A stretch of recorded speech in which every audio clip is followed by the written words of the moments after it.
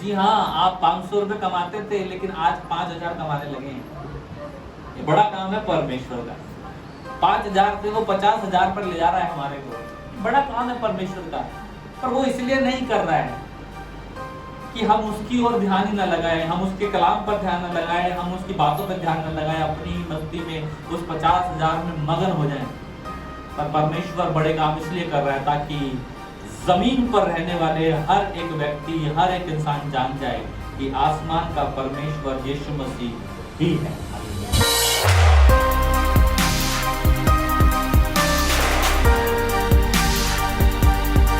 मत्ती रचित सुसमाचार उसका 11वां अध्याय और 16वीं आयत। और यहाँ पर प्रभु कुछ बात कर रहे हैं और कहने लगे कि 11:20 तब वह उन नगरों को उलाहना देने लगा हाँ जिनमें उसने बहुत से सामर्थ के काम किए थे। बस यीशु मसीह उलाहना दे रहा है, यीशु मसीह लताड़ रहा है, यीशु मसीह कह रहा है, क्या कह रहा है? उलाहना दे रहा है। जैसे किसी को उलाहना दे देना तुम बेकार हो, बिल्कुल बेकार हो, उलाहना दे रहा है। यीशु मसीह ऐसे ही इन नगरों को, ये कौन से नगर हैं?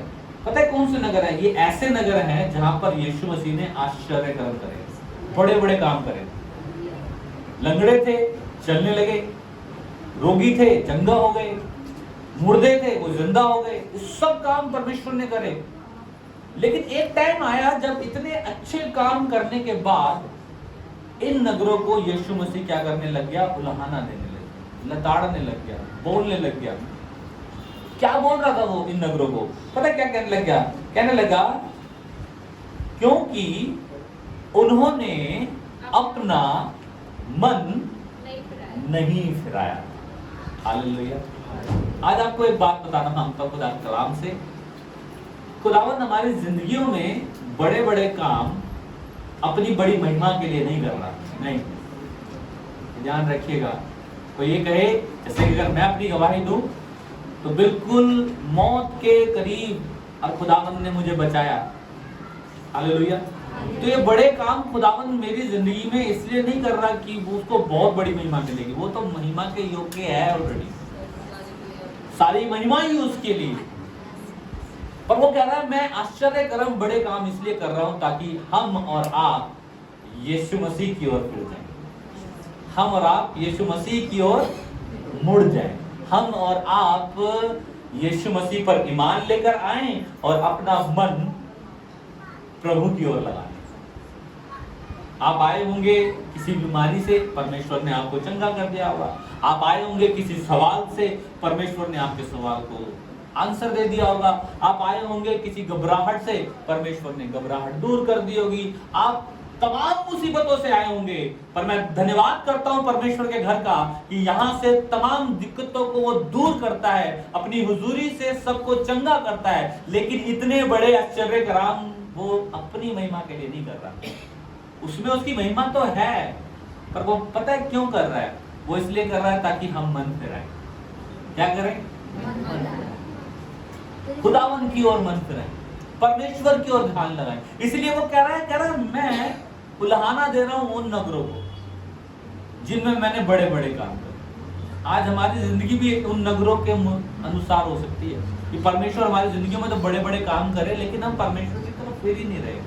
हम परमेश्वर की ओर ध्यान नहीं लगा रहे। हम चर्च ही नहीं आते हैं, भाई साहब से दुआ करा लेते हैं और उसके बाद हम चंगे हो जाते हैं। उसके बाद 3-4 महीने हम गायब रहते हैं। नहीं, परमेश्वर आश्चर्य कर्म यूं ही नहीं कर रहा है, पर वो चाह रहा है कि तुम जान लो कि वो ही यहोवा है, कि वो ही परमेश्वर है, कि तुम जान लो कि उसको छोड़ कोई और खुदा नहीं है। कई बार लोग मुझे मिलते हैं और मुझसे दुआ कराते हैं और कहते हैं भैया दुआ कर दो हमारे लिए कि हम चंगे हो जाएं। पीछे दिनों में मैं एक सिस्टर आ रही है हमारे चर्च में, उन्होंने कहा मेरे हस्बैंड की आदर्श नगर में शूज की, जूतों की दुकान है, चल नहीं रही है काफी दिन से, आप जाए और दुआ करके। वो लेडीज काफी टाइम से आ रही थी, 4-5 महीने उसको हो गए, अभी कंटिन्यू आ रही है। तब जाके मैंने इच्छा जताई, मैं कहा चलो मैं जाता हूँ। मैं उनके हस्बैंड से मिला, वो हमारी 2 ही गली पीछे रहते हैं, वाइफ फेस में जानता था उनको। मैंने कहा भैया आप हैं, हम जान गए एक दूसरे को। तो उन्होंने कहा भैया दुआ करें पहले भी एक खादिम बुलाया था मैंने थोड़े दिन पहले, बहुत दिन पहले। जिस दिन वो दुआ करके गया था 15,000 की सेल हुई थी उससे। मैंने कहा बहुत अच्छी बात है। उसके बाद मुझे अच्छा लगा, मैंने अपनी टीवी पर पहले मैं भजन सुनता था, पर मैं अब प्रभु के भजन सुनता हूँ। उस दिन मैंने प्रभु के भजन लगाया, मेरी 30,000 की सेल हो गई। तो मैंने कहा आप मुझसे क्या चाहते हैं? कहता आप दुआ कर दीजिए 15, 30 अब 50 हो जाए, है ना? लोग इसी इच्छा में हैं। अभी भाई बहुत अच्छी बात बोल रहे थे, ना तो सोना मांगू ना मांगू चांदी, पर तेरा चेहरा मैं यीशु तकता रहा। हालेलुया। मैंने दुआ करी, मैंने कहा इस तरीके से दुआ करी। मैं कहा मैं दुआ कर रहा हूँ, और कोई कोरा कागज तो लिख लीजिएगा, आज और कल इतनी सेल होगी, बहुत सेल होगी, और खुदावंद सेल कराएगा आपकी। ये मैं लिख के देके जा रहा हूँ। पर ये बड़ा काम खुदावंद क्यों कर रहा है ये भी तो मालूम होना चाहिए। भाई तुम पादरी बुलाते रहो, बड़े बड़े काम कराते रहो, तुम खुदा के लोग बुलाते रहो, बड़े बड़े काम करवाते रहो, पर जानना बड़ा जरूरी है कि खुदावंद बड़े काम क्यों कर रहा है। पता है क्यों कर रहा है? ताकि हम जान लें वो ही आसमान का खुदा परमेश्वर है। हम जान लें।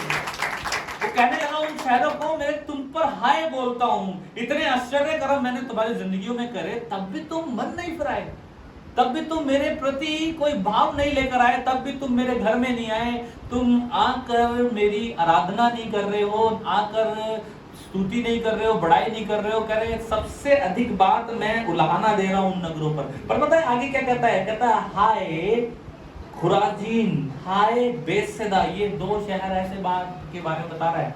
कह रहा हाय बोल रहा है, ये वो वाला हाय नहीं है, हाय हेलो वाला हाय नहीं है, ये धुतकारने वाला है, हाय तुम पर।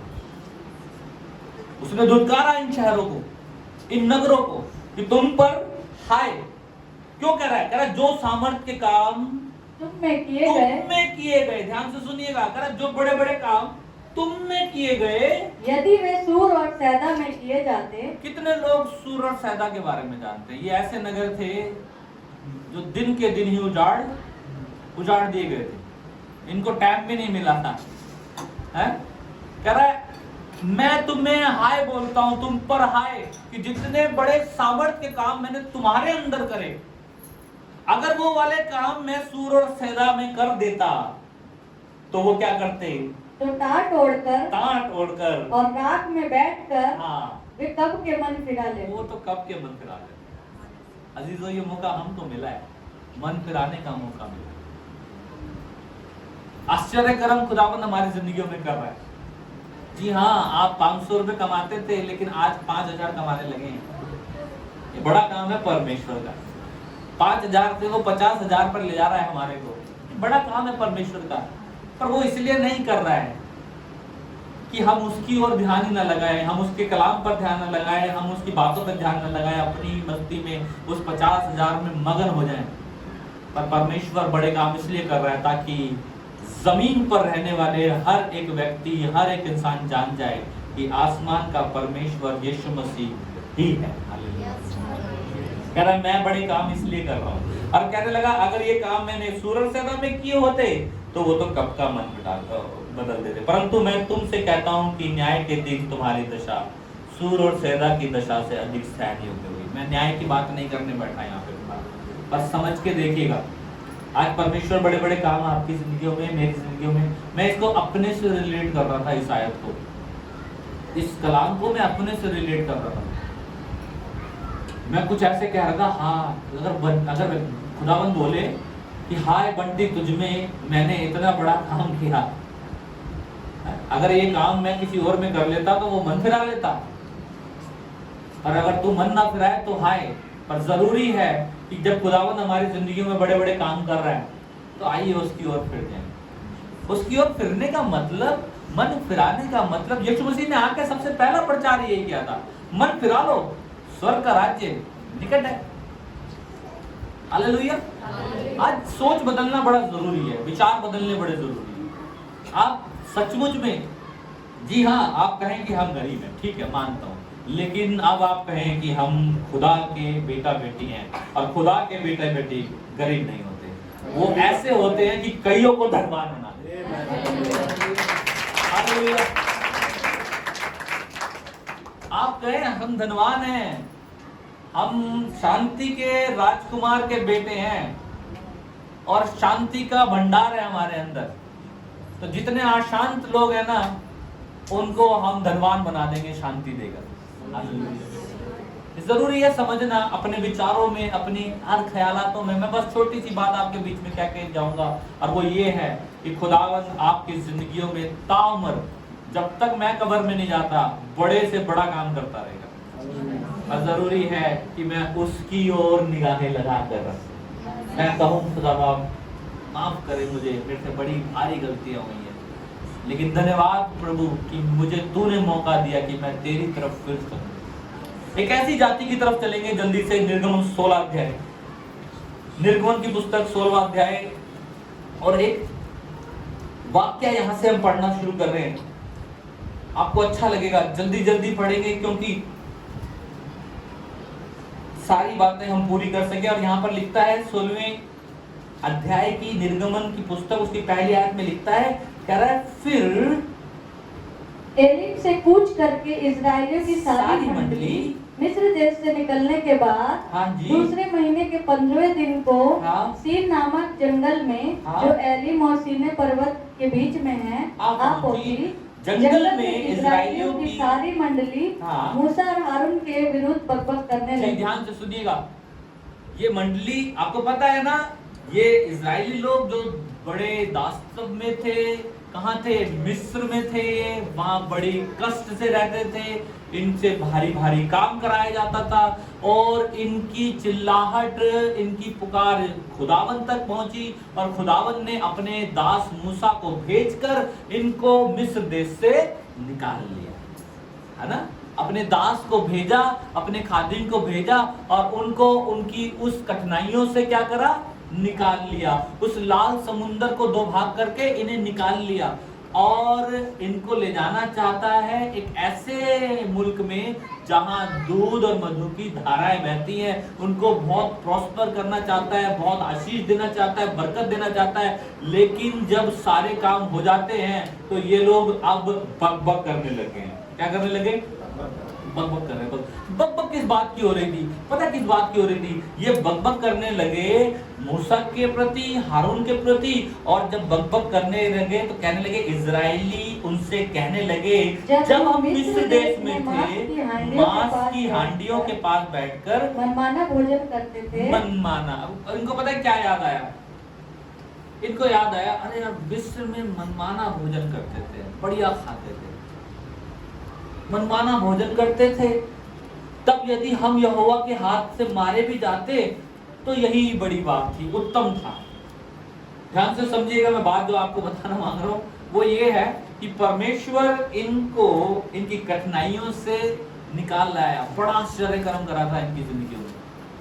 ये कभी भी वहां से निकल नहीं पाते, लेकिन परमेश्वर ने अपनी शक्ति के द्वारा, अपनी सामर्थ के द्वारा, अपने उस कौम को जिसको उसने आशीष दी है, जिसके साथ वाचा बांधी है, निकाल के लेकर आ गया। लेकिन उसके बावजूद इनको क्या याद आ रहा है? वही पुराना।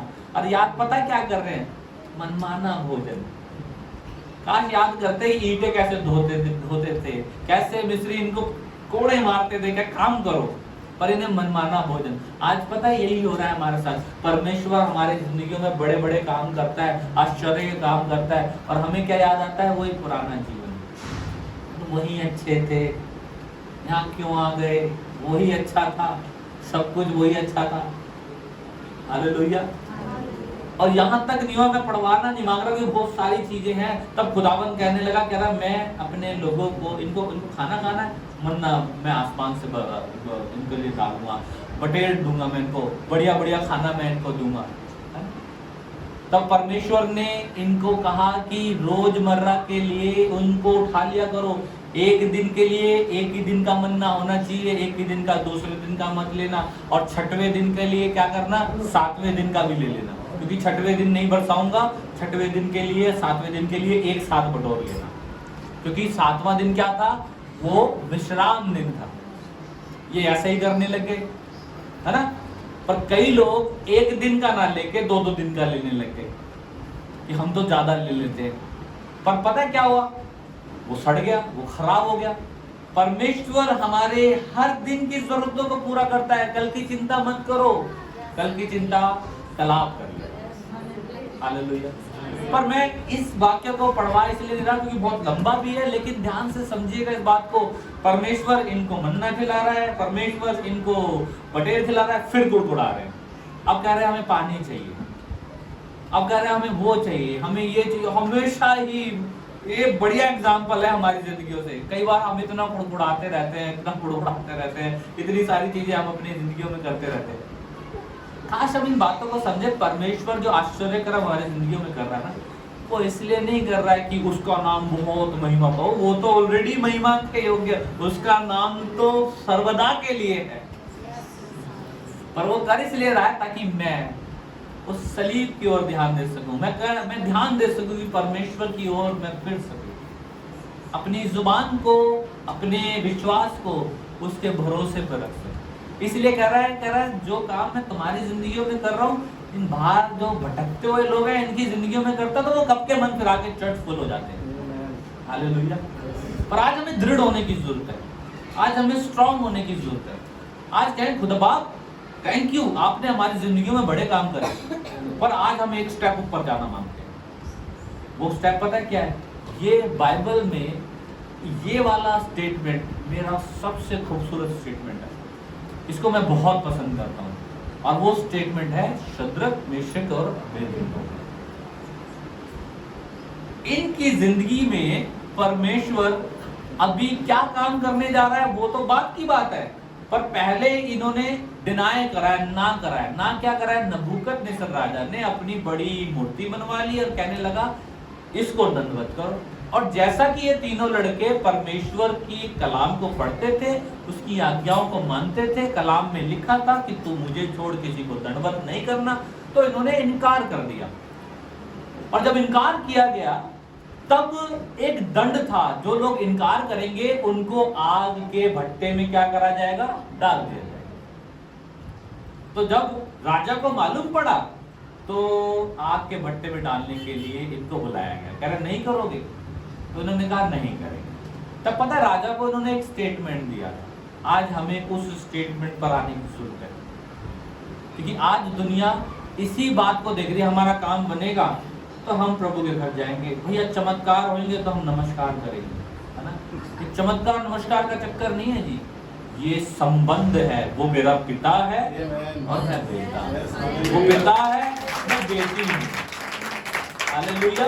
ये लड़के पता क्या करने लगे? शद्रक, मेशक, अबेदनगो कहने लगे देख आ जाए, ध्यान से सुन हमारी बात, देख हम तेरे को दंडवत तो नहीं करेंगे और इस विषय में हम तेरे को कुछ कहना भी नहीं है। हालांकि हम जानते हैं कि हमारा परमेश्वर इस धधकते हुए आग के भट्टे से हमें बचा सकता है, हमें मालूम है। अब आती है वो एक स्टेप ऊपर होने वाली बात, कहने लगे अगर ना भी बचाए। हालेलुया। आज कहे खुदावंत तू आश्चर्य कर्म कर, वो तेरे हवाले। Hallelujah, hallelujah. मैं तो नित्य तेरी आराधना में बना रहूंगा, मैं तो नित्य तेरी स्तुति करता रहूंगा, मैं तो नित्य तुझे महिमा देता रहूंगा, मैं तो नित्य तेरे गीत गाता रहूंगा। हालेलुया। तो डिपेंड कि हम इस बात पर आधारित हो जाएं, प्रभु कुछ करेगा तो हम भी कुछ करेंगे। अरे नहीं, कहें वो सब कुछ कर सकता है, पर अगर नहीं भी करेगा तो क्या वो मेरा बाप नहीं है? वो मेरा बाप है। हालेलुया। वो मेरा पिता है और मैं उसका बेटा हूं। ऐसे ही ये इजरायली लोग हमेशा कुड़कुड़ाते रहे, लेकिन ये जरूरी है कि खुदावन इनके जिंदगियों में बड़े बड़े आश्चर्य कर्म क्यों कर रहा था। आप ये 16वां अध्याय पढ़िएगा, जाकर घर पे जाकर पढ़िएगा। पता है वो क्या कह रहा है? कह रहा है मैं आश्चर्य कर्म इनकी जिंदगियों में करूंगा ताकि ये जान ले मैं यहोवा इनका परमेश्वर।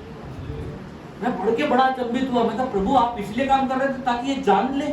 हाँ, आज हमारी जिंदगी में बड़े काम इसलिए हो रहे हैं ताकि हम जान ले, और जब जान लें तब रिश्ता मजबूत करें उसके साथ। पता प्रभु ने कहा पूरा हो गया है, सब कुछ पूरा हो गया है, अब नहीं मेमना बार बार हम बलिदान कर रहे हैं और अपनी चौखटों पे लगा रहे हैं। लेकिन आज जैसे आज फर्स्ट संडे है ना, होली कम्युनियन होता है, जैसे होता है हर बार होता है, वो लहू हमारे लिए काफी है।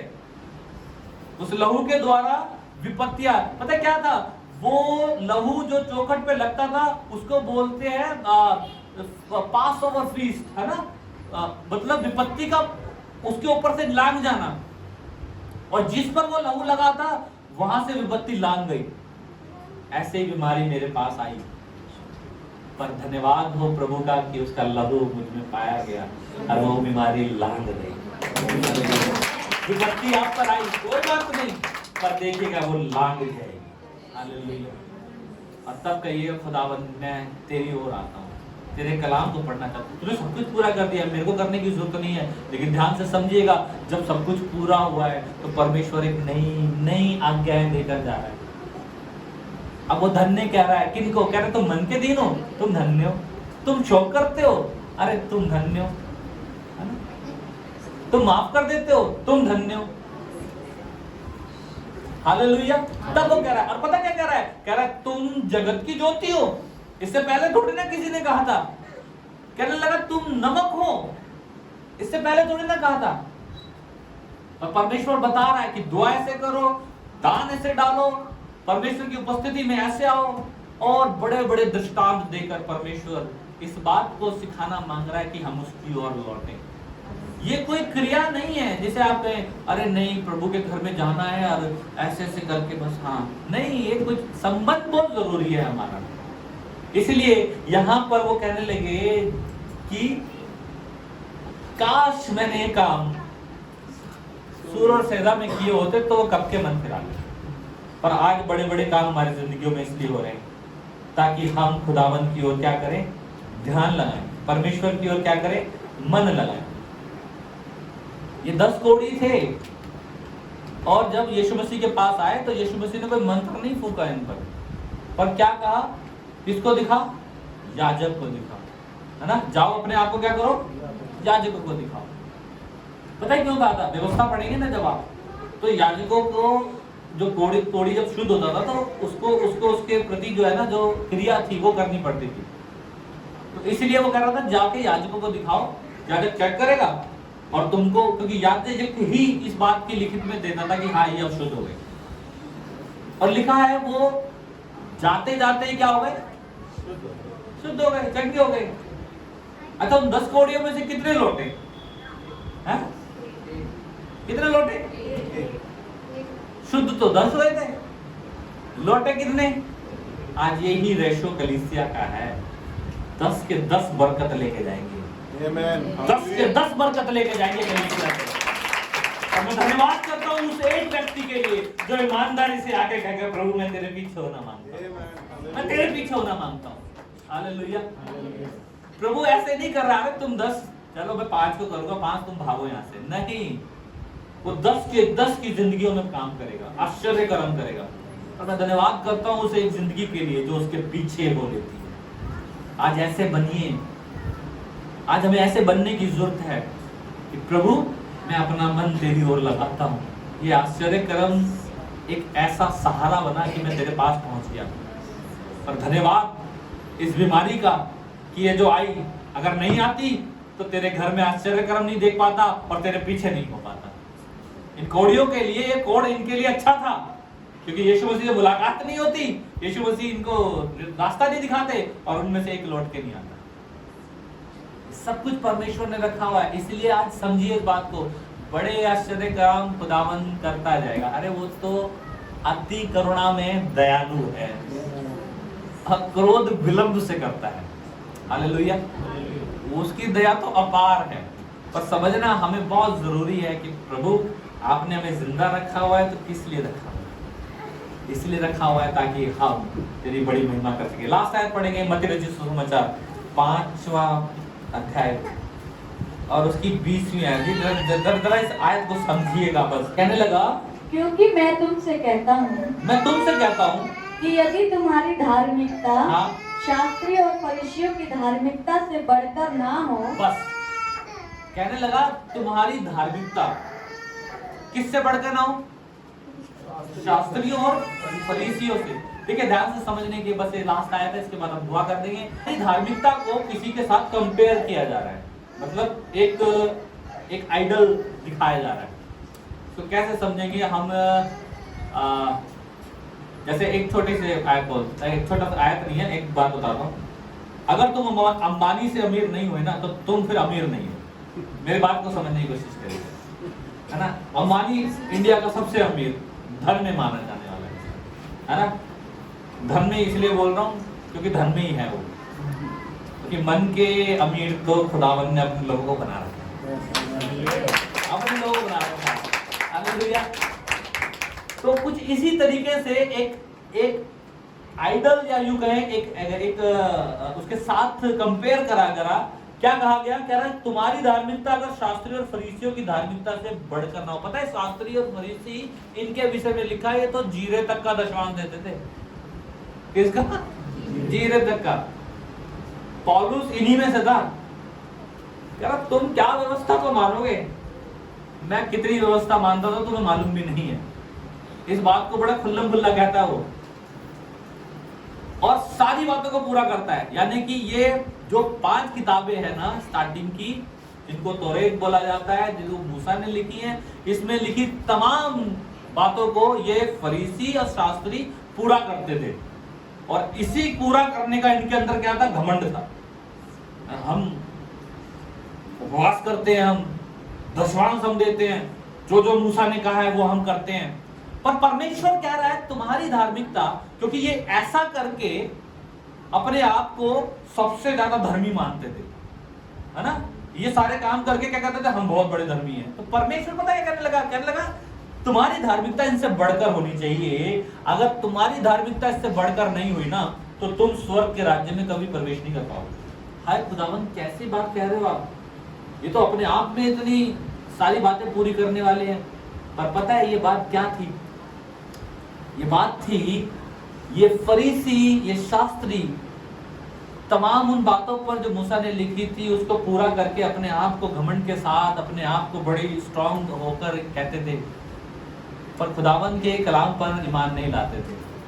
आज हर एक व्यक्ति उसके राज्य में प्रवेश करेगा अगर जो उस पर मन फिरा लेगा, यानी कि यीशु मसीह पर अपने मन को ले आएगा, उसकी ओर अपने आप को ध्यान में ले आएगा, उसके आश्चर्य कर्मों पर विश्वास करेगा, वो जो कहता है उसको मानेगा, और उसकी उस सलीब को जो उसने हमारे लिए लहू बहाया है उस पर विश्वास करेगा।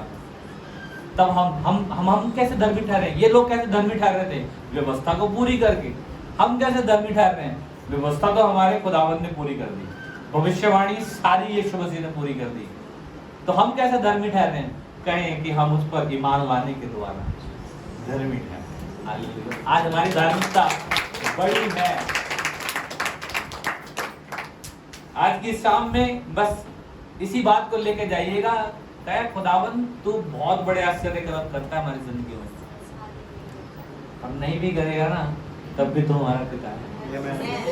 नहीं भी करेगा ना तब भी हम तेरी आराधना करेंगे। नहीं भी करेगा ना तब भी तेरे घर में आकर तेरे भजन गाएंगे। पर एक बात बताना मांगता हूं, परमेश्वर रिवॉर्ड देने वाला परमेश्वर है, रिवॉर्ड देता है। वो क्या कह रहा है? कह रहा है ऐसा करके मुझे परखो, मुझे चख कर देखो कि मैं कैसा भला परमेश्वर। इसलिए आपने जो भी उसके घर के लिए, उसके राज्य के लिए, उसके कलाम के लिए अपने आप को खर्च किया ना, वो आपको रिवॉर्ड देके रहेगा। लोग भूल जाएंगे, आप लोगों के साथ कितना अच्छा कर लो, लोग भूल जाएंगे, कोई बात नहीं, पर आसमान का खुदा तुमको रिवॉर्ड देके रहेगा। एक एग्जांपल देता हूं आपको, और वो है योनातान दाऊद के साथ क्या कर रहा है? बड़ा प्रेम दिखा रहा है। योनातान किसका बेटा है? शाऊल का बेटा है। शाऊल किसका दुश्मन है? दाऊद का दुश्मन है। दाऊद को मारना मांगता है, वो उसके पीछे पड़ गया है। योनातान उसको बचाए फिर रहा है, कह रहा पापा आने वाले हैं, भग जाए यहाँ से। योनातान बड़ी उसकी केयर करता है, फ्रेंड है ना दोनों आदमी। पर जब सब कुछ पलट जाता है, दाऊद राजा बन जाता है, तब दाऊद कहता है क्या योनातान के घर में कोई है जिसको मैं प्रीति दिखा सकूं, जिससे मैं प्यार कर सकूं? तब उसका बेटा, वो लंगड़ा उसको बुलाया गया और वो दाऊद के साथ उस मेज पर बैठा जिस मेज पर दाऊद खाता था। मैं बताना मांगता हूँ खुदाबंद रिवॉर्ड देने वाला प्रभु है। आप उसके राज्य में बोएं, आप उसके राज्य में अपनी मेहनत बोएं, अपनी शक्ति बोएं। वो जो हमें देता है सारा का सारा 100% उसी का ही है। ये मत कहिएगा हम दे रहे हैं 10%, 100 उसका है। वो 10 इसलिए मांग रहा है ताकि हम अपनी ईमानदारी शो करें, ताकि वो उस 90% पर आशीष दे दे, और वो 90% आपके लिए पूरे महीने पूरा पड़ सके। Hallelujah. The Lord bless you. परमेश्वर आपको बड़ी बरकत दे।